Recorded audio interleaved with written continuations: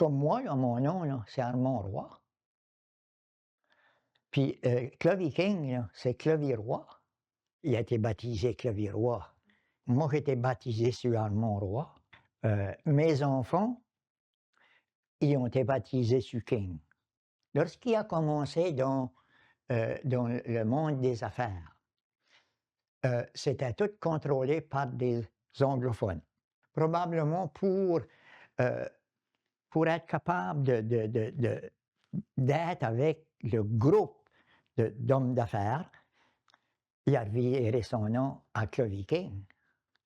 Ça a l'air mieux là, comme Clovy King que Clovy Roy.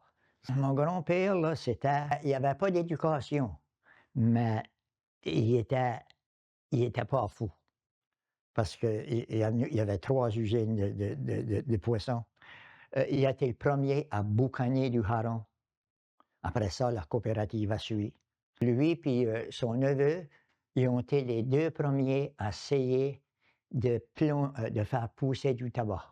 Il a fait ça pour plusieurs années, Clovy King. Il y avait 2 ou 3 usines de poissons, puis il était un gros fermier, ça fait. Il avançait les pêcheurs. Ce temps-là, là,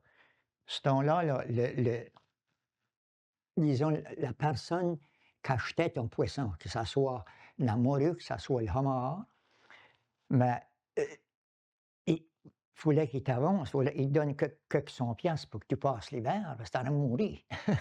Tous les pêcheurs qu'il y avait, là, ben l'hiver, là, ce monde-là, avions rien à manger.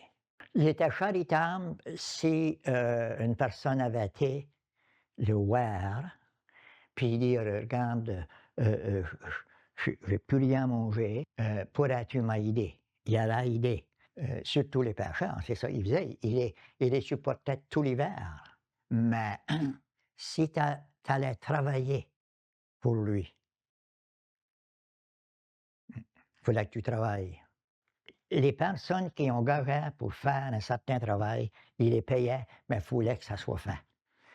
Ça fait un matin, on était, le soleil se levait et il faisait beau, puis 2 jeunes, on a commencé à parler, puis ensuite on a commencé à jouer.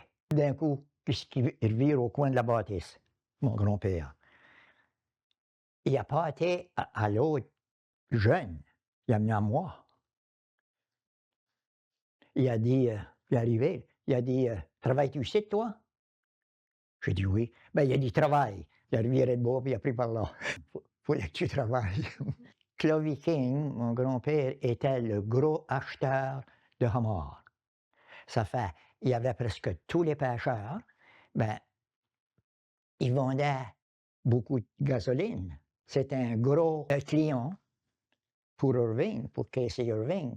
Puis il n'était pas millionnaire à ce temps-là, il n'y avait rien qu'un magasin, puis une chose à gasoline. Puis c'est là qu'il l'a connu. Et le temps que lui a commencé dans les affaires, ben, c'était les affaires de poissons. Casey Irving avait un petit magasin à Bouctouche. Probablement, c'était un de ses gros customers.